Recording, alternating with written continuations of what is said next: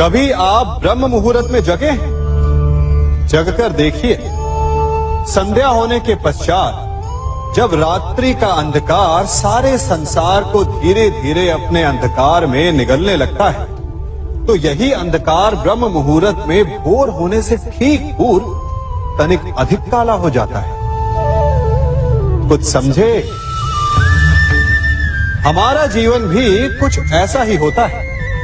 जब हमारे जीवन की समस्याएं अपने अंत पर होती है, तो यही समस्याएं एक भीषण रूप लेकर हमारे समक्ष प्रस्तुत हो जाती है और ऐसे परिस्थिति में अधिकतर लोग हार मान जाते हैं, भय खा जाते हैं। परंतु यदि आप हार न माने, भय न खाएं, दृढ़ रहें, निरंतर आगे बढ़ते रहें, तो प्रकाश के रूप में हमारा स्वागत करने के लिए सूर्य उदय सदा हमारे समक्ष प्रस्तुत रहेगा। आपने बरगद के वृक्ष को देखा है? जितना विशाल उतना दृढ़।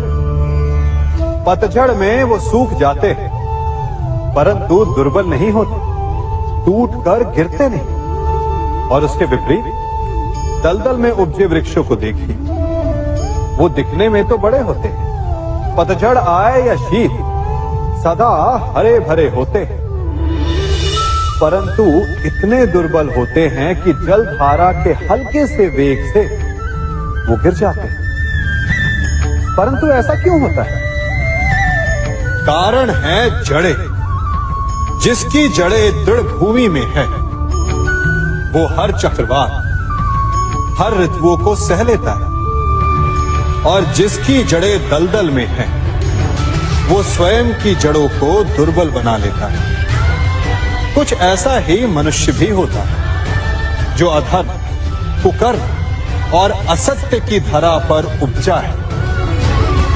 वो समय की एक मार भी नहीं सह पाता, और जो मनुष्य सत्य, धर्म की धरा पर उपजा है, वो हर समस्या से अविचलित हो जाता है।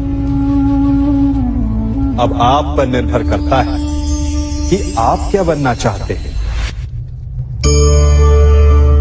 हमारे जीवन में मित्र और शत्रु बड़ा महत्व रखते हैं। यदि गंभीरता से सोचा जाए तो ऐसा कोई क्षण नहीं जब हम अपने मित्रों के बारे में ना सोचते हो या फिर अपने शत्रुओं के बारे में। हमारा हर कार्य या तो हमारे मित्रों के हित के लिए होता है या फिर हमारे शत्रुओं के अहित के लिए। हम हर स्थान या तो अपने मित्रों के साथ होते हैं या फिर अपने शत्रुओं के साथ। कोई नहीं चाहता कि उनका शत्रु प्रसन्न रहे।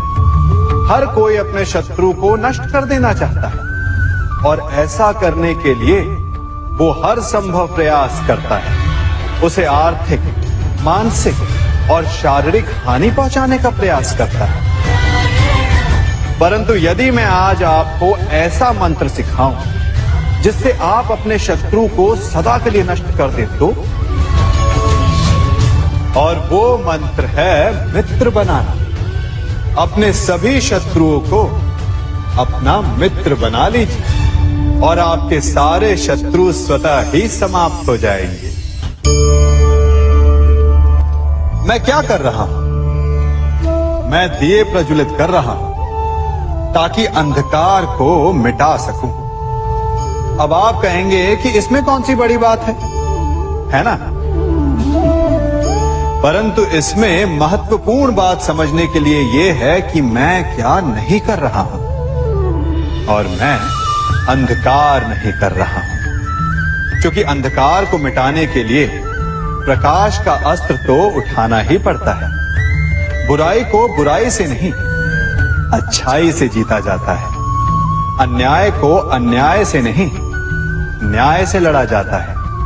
क्रोध को क्रोध से नहीं, क्षमा का साथ लेना होता है। ठीक उसी प्रकार एक लोहा लोहे को काटता है, परंतु एक ठंडा लोहा ही गर्म लोहे को काट सकता है। इसलिए यदि आपको अपने जीवन में विजयी होना है तो अपने शस्त्रों को, अपने अस्त्रों को सोच समझ कर उठाइए, क्योंकि एक अनुचित सोच परिणाम पर भारी प्रभाव डाल सकती है।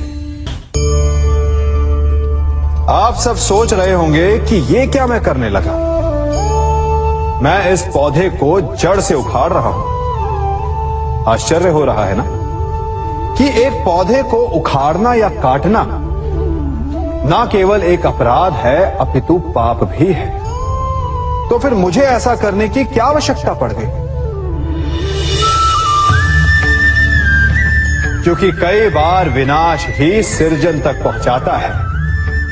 यदि नया भवन बनाना हो तो पुराने भवन को गिराना पड़ता है। व्यवस्था को परिवर्तित करने के लिए क्रांति लानी पड़ती है। और उसी प्रकार यदि किसी वृक्ष या किसी पौधे की जड़ों में घुन लग जाए या उसका मूल सड़ जाए तो उसे जड़ से उखाड़ देना ही श्रेयस्कर होता है, ताकि उस फल पर नए पौधे उपज सके। युद्ध करना पर्याय नहीं, परंतु कभी कभी शांति के लिए युद्ध करना आवश्यक हो जाता है। संसार में सबसे श्रेष्ठ क्या है? फूल या कांटे, प्रेम या घृणा, संपन्नता या दरिद्रता, मित्र या शत्रु? बताइए। अब आप भी कहेंगे कि भला ये कोई पूछने की बात हुई? अवश्य, फूल, प्रेम, संपन्नता और मित्र ही श्रेष्ठ है। परंतु क्या आपने अपने जीवन में कभी सोचा है कि हर एक भाव, हर एक वस्तु, हर एक घटना का एक गुण धर्म होता है? त्वचा पर जलन करने वाले फूलों से अधिक श्रेष्ठ वो कांटे हैं जिनसे आप अपने घर की बाढ़ बनाते हैं ताकि वन्य पशु आपके भीतर ना आ सके। वो प्रेम श्रेष्ठ नहीं जो आपको अंधा, लोभी, पक्षपाती बनाता। वो घृणा श्रेष्ठ है जो आपको नया मार्ग दिखाता। वो संपन्नता श्रेष्ठ नहीं जो आपको कृपण बनाता, मतदान बनाता। वो दरिद्रता श्रेष्ठ है जो आपको जीवन में परिश्रम करने की शिक्षा दे। कुविचार देने वाले, बुरा मार्ग दिखाने वाले मित्रों से अधिक श्रेष्ठ वो शत्रु होते हैं जो हमें जीवन का लक्ष्य दे दे। इसलिए अपने जीवन में हर वस्तु, हर भाव, हर घटना के गुण धर्म को पहचानिए और उसके पश्चात अपना चयन कीजिए। स्वर्ण। हम सभी को अपने जीवन में स्वर्ण से कभी ना कभी कुछ ना कुछ थोड़ा या अधिक मोह होता ही है ना? परंतु क्या आपने कभी सोचा कि स्वर्ण को प्राप्त कैसे किया जाता है? जब भूमिगत खदानों से स्वर्ण को निकाला जाता है तब वो एक पाषाण की भांति होता है। ऐसा पाषाण जिससे आप किसी को भी मार सकते हैं, परंतु उसे आभूषण के रूप में स्वयं के शरीर। स्वीकारण। सत्य का स्वीकारण मनुष्य के लिए बहुत ही महत्वपूर्ण है। जब तक मनुष्य सत्य को स्वीकार नहीं करता उसे असत्य से लड़ने की शक्ति प्राप्त नहीं होती। जब आप भोजन करते हैं तो क्या होता है? आपका पेट स्वीकारता है कि वो भर चुका है और आप भोजन करना बंद कर देते हैं। जब आपको निद्रा आती है तो क्या होता है?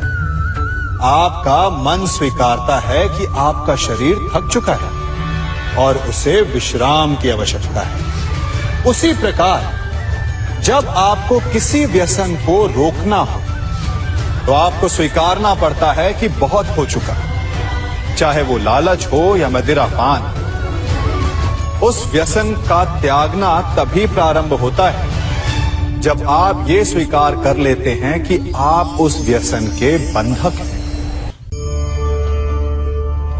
हम सब शीघ्र ही सफलता चाहते हैं, ढेर सारी संपत्ति और सुख चाहते हैं, और ऐसे में कई बार हम छोटे मार्गों का चयन कर लेते हैं। वो मार्ग जिनमें परिश्रम नहीं होता, जिनमें होता है तो केवल छल, कुटिलता और भाग्य का सहारा, जैसे कि जुआ, कोई जुए के खेल में धन लगाता है, कोई दांव लगाता है और ये भूल जाता है कि जुआ ऐसा दलदल है कि जिसमें एक बार गिरे तो सर्वनाश से पहले निकलना असंभव है। यदि आप जीते तो और जीतने की भूख बढ़ जाएगी और यदि आप कुछ हार बैठे तो उसे पुनः पाने के लिए आप फिर से खेलेंगे। मनुष्य को ये आभास ही नहीं होता कि अपनी संपत्ति के साथ साथ वो अपनी मानवता, अपने संस्कार, अपना धर्म और अपना उत्तरदायित्व तक सभी जुए की भेंट चढ़ा देता है। इसलिए कुछ पाना है तो परिश्रम से पाओ। यदि कुछ जुए में जीता तो वो उतना शीघ्र ही खो दोगे, चूंकि उसे परिश्रम से पाया नहीं गया है और उसकी रक्षा करने के लिए आपके मन में स्वाभाविक प्रयास भी नहीं होंगे।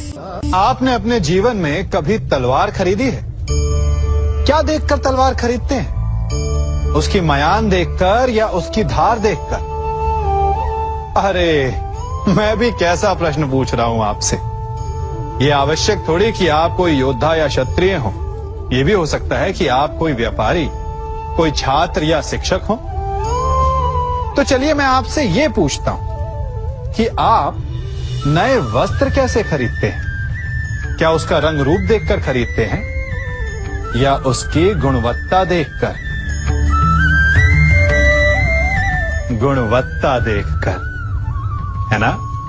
ठीक उसी प्रकार जब आप किसी मनुष्य से मिले तो उसके रंग रूप पर मत जाइए, उसका आचरण समझने की चेष्टा कीजिए, उसकी मेधा, उसकी प्रतिभा का मूल्यांकन करने का प्रयास कीजिए।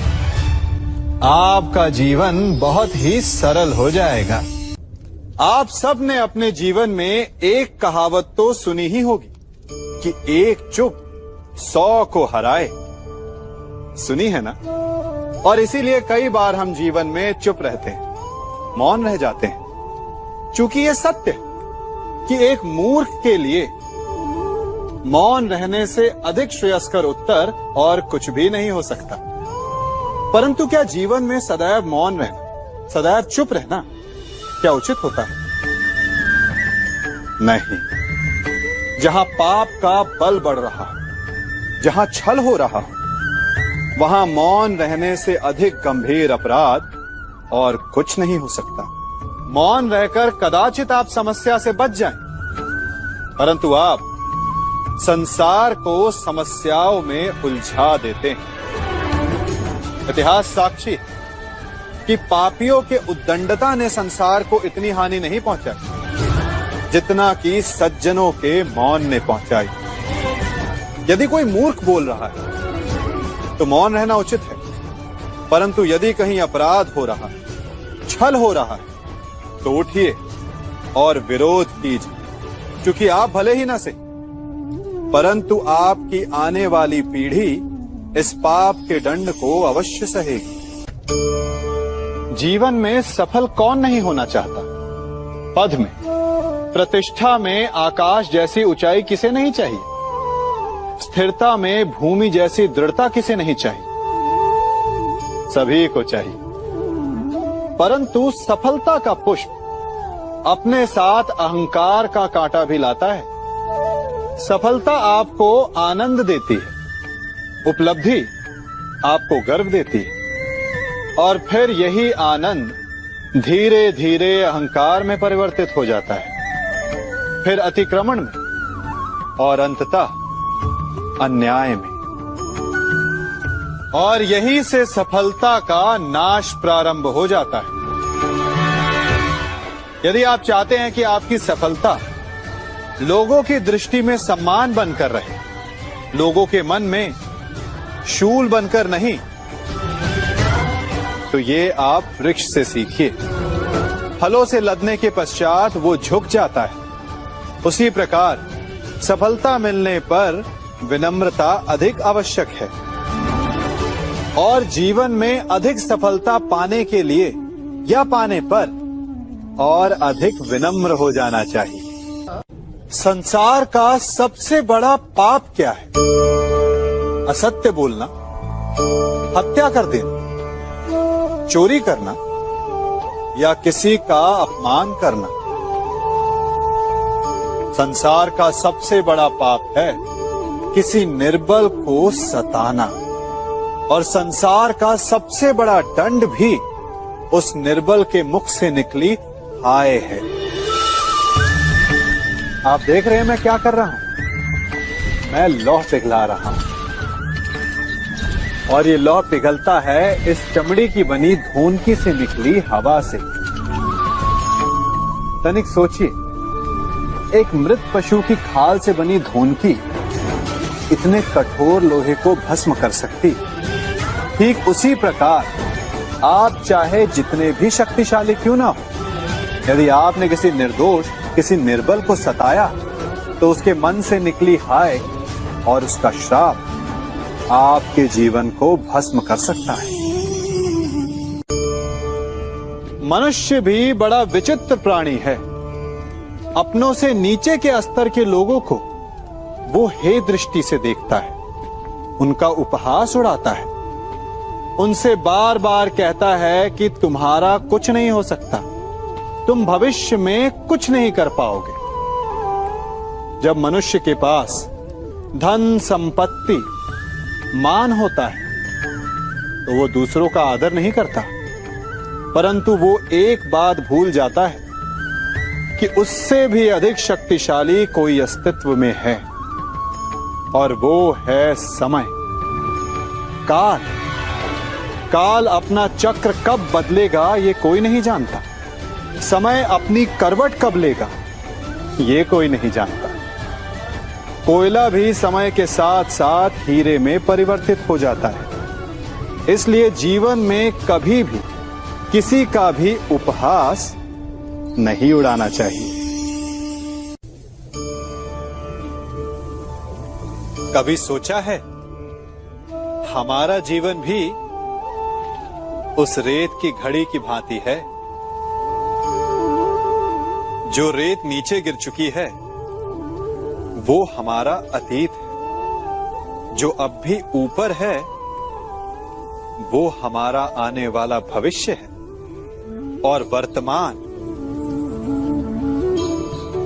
ये संकुचित स्थल है जहां से धीरे धीरे करके रेत गिर रही है। अर्थात हमारे पास जीने के लिए यही एक क्षण है।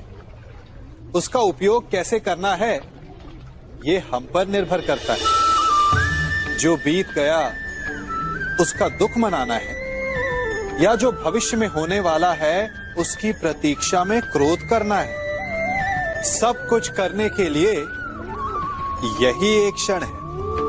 प्रसन्न रहना है तो उसके लिए भी यही एक पल है। प्रतीक्षा करते रहोगे तो ये पल भी भूतकाल में बदल जाएगा। इसलिए आनंद के लिए, परोपकार के लिए प्रतीक्षा ना कीजिए। आपके पास जो पल है उनका भरपूर सदुपयोग कीजिए, क्योंकि इस घड़ी को पलटकर आप फिर से समय अवश्य गिन सकते हैं, परंतु अपना बीता हुआ समय आप वापस नहीं लौटा पाएंगे। हम सब अपनों की, अपने मित्रों की, परायों की सहायता करते हैं, परंतु हम सब के मन में एक व्यथा रह जाती है कि वो हमारा उपकार भूल गया, कि उसने हमें सम्मान नहीं दिया, कि समय पड़ने पर उसने हमारी सहायता नहीं की।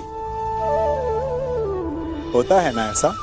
अब प्रश्न ये उठता है कि क्या हमें उपकार भुला देना चाहिए या नहीं? और उत्तर भी दो हैं, हां भी और ना भी। हमें दूसरों पर किए गए उपकार को भुला देना चाहिए, परंतु यदि किसी ने हम पर उपकार किया है तो उसे नहीं भुलाना चाहिए। यदि दूसरों पर किए उपकार भुला दिए तो अपेक्षा नहीं रहेगी। अपेक्षा नहीं रहेगी तो वो टूटेगी नहीं, मन कुंठित नहीं होगा, और स्वयं पर किए गए उपकार को स्मरण रखा तो उसे चुकाने के लिए सदा तत्पर रहेंगे, उपकार करने वाले के कृतज्ञ रहेंगे, तब भी मन प्रसन्न रहेगा। और यदि हम सभी ऐसा करने लगे तो सबके मन को संतोष रहेगा। प्रत्येक मनुष्य सफलता पाने के लिए कार्य करता है। कुछ सफल होते हैं, कुछ नहीं होते, और जो सफल नहीं होते वो सदा अपनी असफलता का कारण या तो अपनी परिस्थितियों को बताते हैं या अपने सहयोगियों को दोषी ठहराते हैं। परंतु क्या वास्तविकता में ऐसा ही होता है? क्या कोई परिस्थिति या कोई व्यक्ति किसी की असफलता का कारण बन सकते हैं?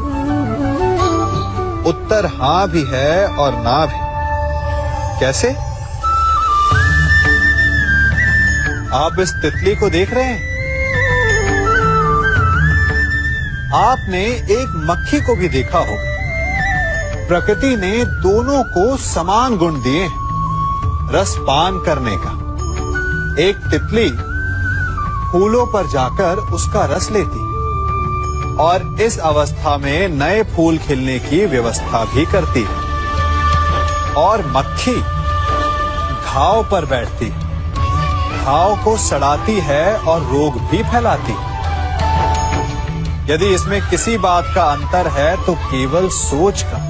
यदि आप उचित मार्ग चुनेंगे तो आपको सफलता मिलेगी, आप में उत्साह बढ़ेगा, और यदि आप अनुचित मार्ग चुनेंगे तो आपको असफलता मिलेगी, निराशा मिलेगी। अब उचित मार्ग चुनना है या अनुचित मार्ग, ये निर्णय तो आप पर निर्भर करता है।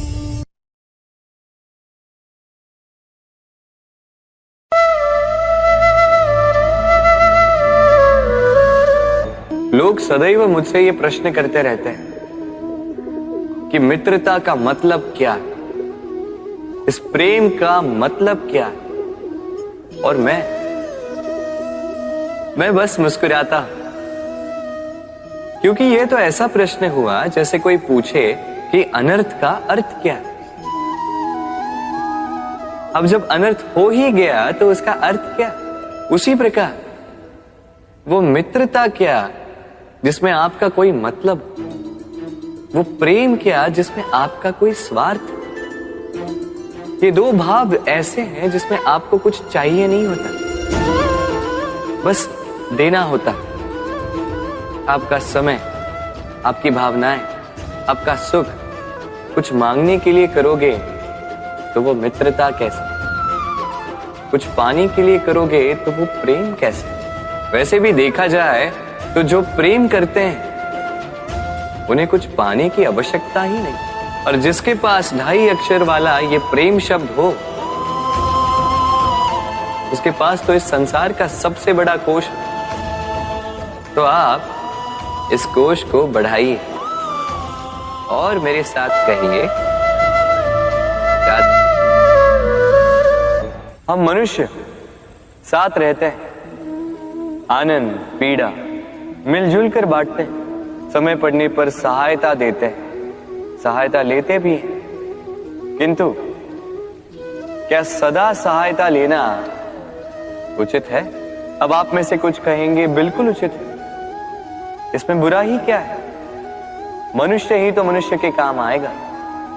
बिल्कुल उचित कहा आपने, किंतु सदा के लिए सहायता लेना उचित नहीं है। कारण, यदि बात बात पर सहायता लेने का अभ्यास हो गया तो आप स्वयं दुर्बल होते जाएंगे। स्वयं का एक मार्ग बनाना छोड़ आप बात बात पर दूसरों से सहायता मांगे। दूसरी बात, सहायता के साथ जुड़ा आता है उपकार का भार, तो जिससे सहायता ली है उसके समक्ष झुककर रहना होगा।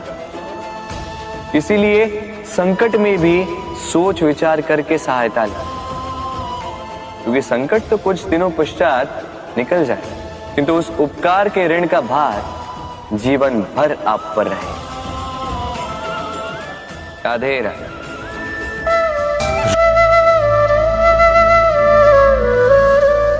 जब से मनुष्य का जन्म हुआ है जान पहचान का। और आज के युग में तो व्यक्ति का मूल्यांकन ही इस बात से किया जाता है कि इसकी पहचान किससे है, इसकी पहचान कहां तक है।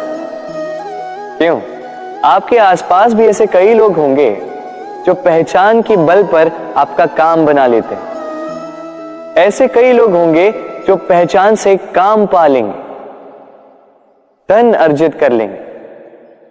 किंतु आप तनिक सोचिए, क्या यह ठीक है? पहचान से मिला काम आपके साथ तब तक रहेगा जब तक आपके उनसे मधुर संबंध हों। संबंधों में खटास आई और काम निकल गया हाथ से।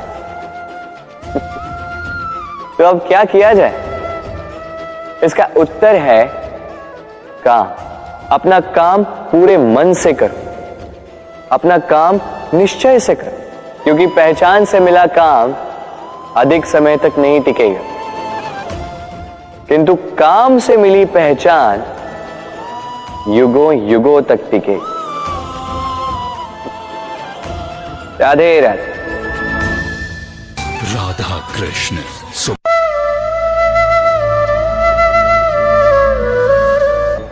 मनुष्य जब जन्म लेता है और मनुष्य जब इस संसार को छोड़कर जाता है, इसके मध्य का काल जीवन कहलाता है।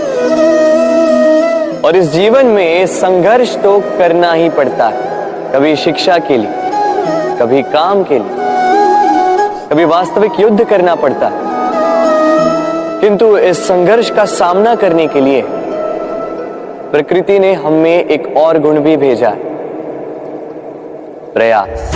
कभी किसी छोटे बालक को देखा, न कुछ बोल पाता है, ना कुछ समझ पाता, किंतु अपने घुटनों के बल पर समस्त आंगन नापने का प्रयास करता, खड़ा होता, गिरता, फिर खड़ा होता और अंततः वो चलना सीख ही जाता, क्योंकि वो अपने मन से नहीं हार। जीवन में युद्ध क्षेत्र कई आएंगे, कभी कभी हार का सामना भी करना होगा, किंतु हारता केवल वो है जो मन से हार जाता है। इसलिए कहते हैं, युद्ध रणभूमि से पहले मन भूमि में लड़े जाते हैं। मैदान में हारने वालों को कई अवसर मिलते हैं, किंतु मन से हारने वालों को नहीं। राधे राधे। राधा कृष्ण। प्रतिदिन सूर्य उगने के साथ ही जाग उठती हैं कुछ कहानियां, कुछ संघर्ष, कुछ इच्छाएं, कुछ यात्राएं। पर सभी कहानियां संपन्न नहीं होती, सभी संघर्ष जीते नहीं जाते, सभी इच्छाएं प्राप्त नहीं होती और कुछ यात्राएं रह जाती हैं अधूरी। क्यों? अब आप में से कुछ कहेंगे प्रयास अधूरा रहा, कुछ मानेंगे निश्चय दृढ़ नहीं था, कुछ क्रोध करें, तो कुछ इस असफलता का बोझ अपने भाग्य के कांधों पे डाल देंगे। परंतु इस सब का कारण केवल एक तत्व की कमी है, 2.5 अक्षर की कमी है, प्रेम। प्रेम जो न शास्त्रों की परिभाषा में मिलेगा, न शस्त्रों के बल, न पाताल की गहराइयों, न आकाश के तारों। तो ये प्रेम है का? कैसे पाया जाता है इसे? क्या है मार्ग प्रेम को पाने का? प्रयास रहेगा आपको यही समझाने का। तो आइए भागी बनिए इस यात्रा की, साक्षी बनिए प्रेम की इस भाव विभोर कर देने वाली महागाथा की, जो अलौकिक होकर भी इसी लोक में रची गई। और इस यात्रा के लिए आपको ना कोई शुल्क लगेगा, ना ही कोई परिचय पत्र। बस एक बार मन से बोलना होगा, राधे राधे राधे राधे राधे राधे राधे राधा कृष्ण।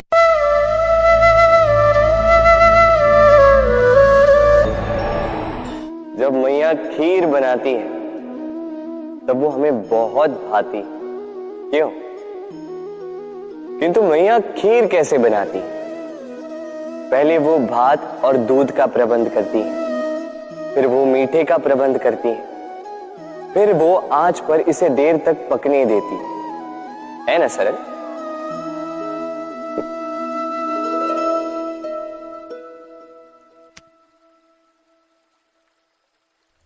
इतना भी सरल नहीं। इस जीवन में आनंद की खीर चखने का भी यही तरीका है, किंतु इसमें समय बहुत लगता है। शुद्ध श्वेत दूध जैसे भावों में, कभी न टूटने वाले संबंधों में प्रेम की मिठास मिलाकर जब प्रयास और परिश्रम की आंच पर देर तक पकाया जाता है, तब बनती है आनंद रूपी खीर।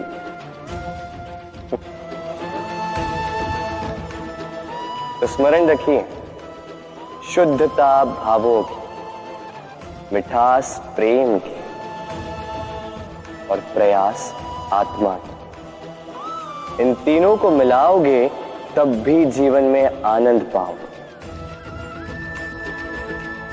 राधे।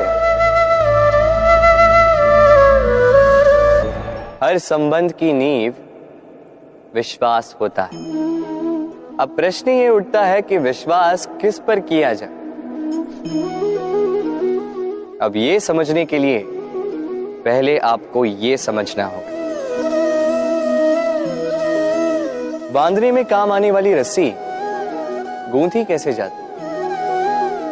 हर रस्सी में 3 डोरियां होती जिन्हें आपस में गूंथा जाता है। बस विश्वास के साथ भी यही होता है। यदि आप उसके साथ विश्वास का बंधन जोड़ें जो आपकी जीवन की ये 3 डोरियां जानता है, समझता है। पहला, आपकी मुस्कान के पीछे छिपी आपकी पीड़ा। दूसरा, आपके क्रोध के पीछे छिपा आपका प्रेम। और तीसरा, आपके मौन के पीछे छिपी आपकी शब्दों की ज्वालामुखी, आपकी विवशता।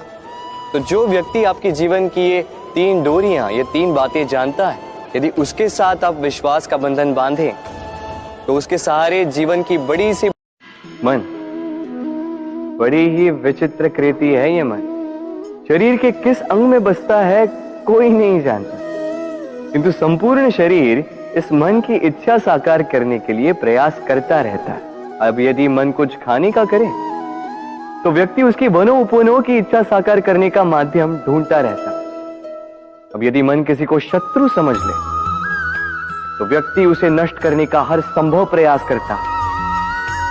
अब यदि मन किसी से प्रेम करे तो उसकी प्रसन्नता के लिए हर सीमा लांघने के लिए सज्ज रहता है। परंतु जीवन सुखद हो इसके लिए आवश्यक है कि मन खाली हो।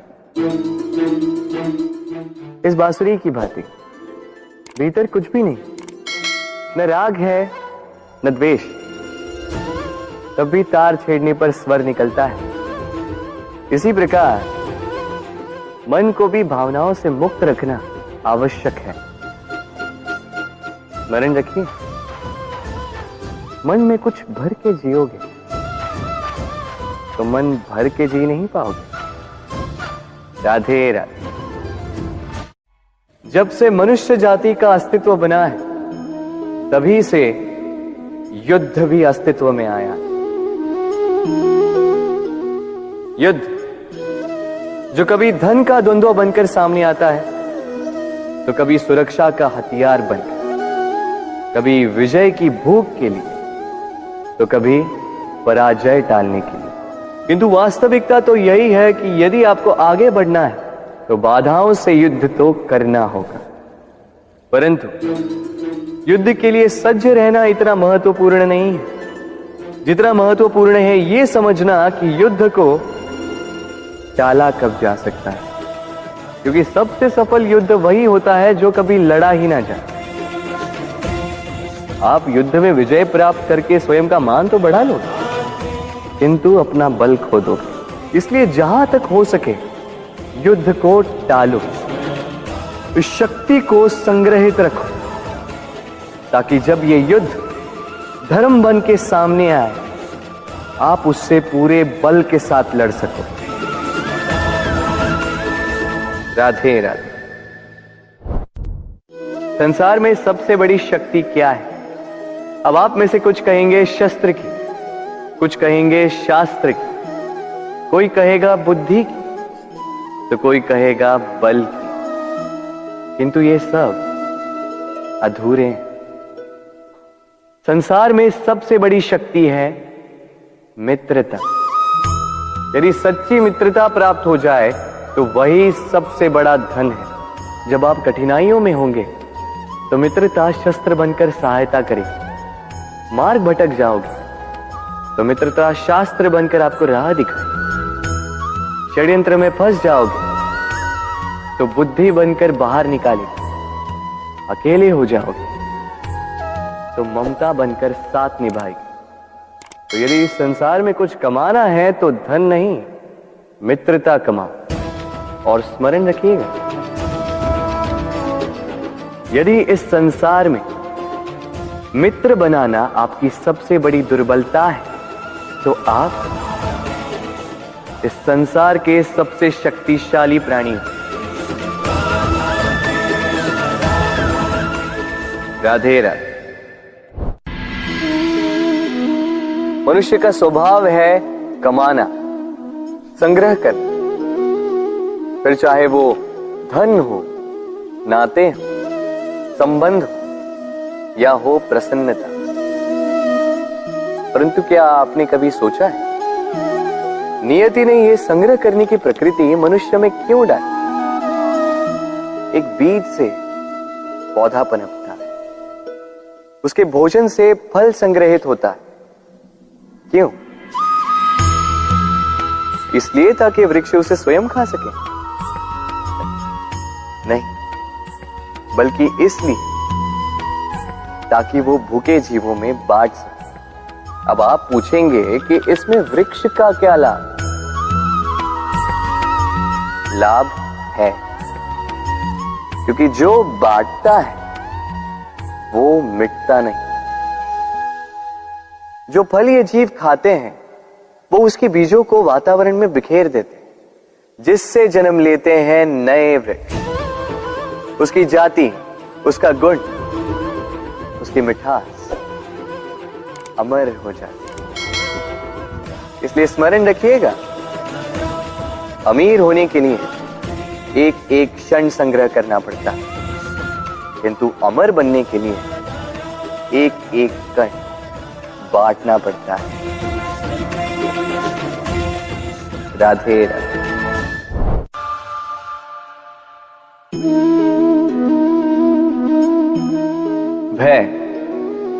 भय सबको होता है, चाहे वो पशु हो, पक्षी हो या मनुष्य।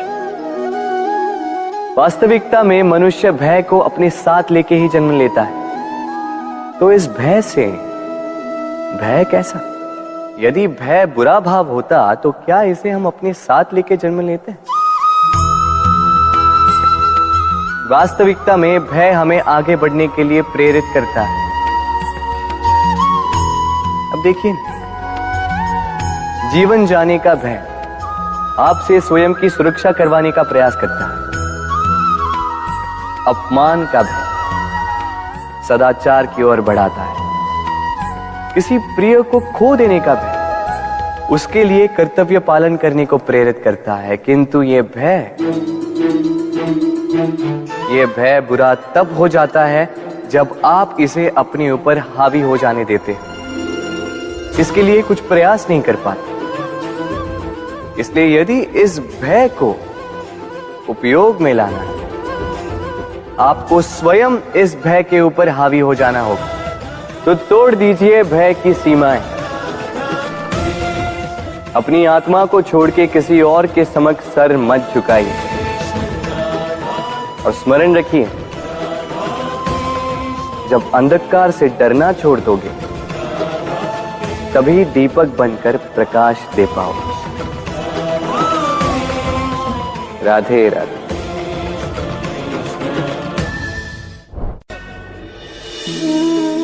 प्रेम संसार का सबसे पवित्र बंधन है, पर सच पूछो तो ये बंधन से मुक्ति है, स्वतंत्रता है।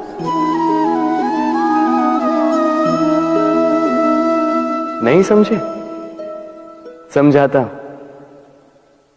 यदि कोई आपका प्रेम ठुकरा दे, यदि कोई आपका प्रेम समझ ही ना पाए, तो क्या होगा?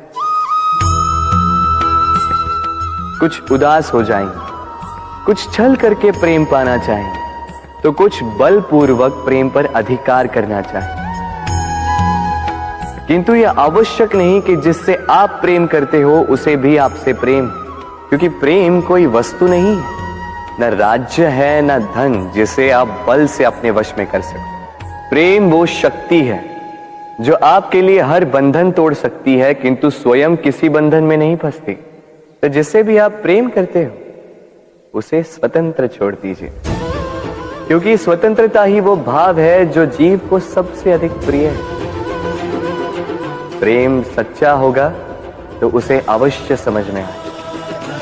तब तक के लिए निस्वार्थ भाव से प्रेम कीजिए, स्वार्थ हट जाएगा तो प्रेम आ ही जाएगा और मन प्रसन्न होकर बोलेगा, राधे राधे।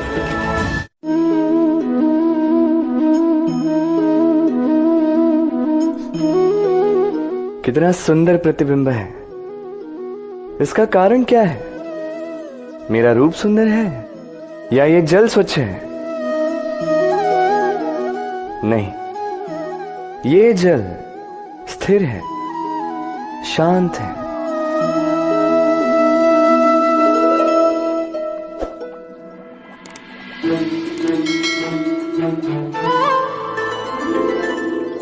अंतर देख रहे हैं आप?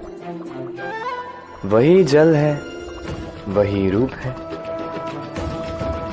किंतु ये स्थिर नहीं है, शांत नहीं है, और इसी कारण मैं अपना प्रतिबिंब इसमें नहीं देख पा रहा हूं। क्रोध के साथ भी यही होता है। यदि आप स्थिर हैं, शांत हैं, तो आप आपकी आत्मा को देख, सुन और समझ पाओगे, किंतु क्रोध इस आत्मा की पुकार को पी जाता है। इसलिए अपने क्रोध पर वश रखें।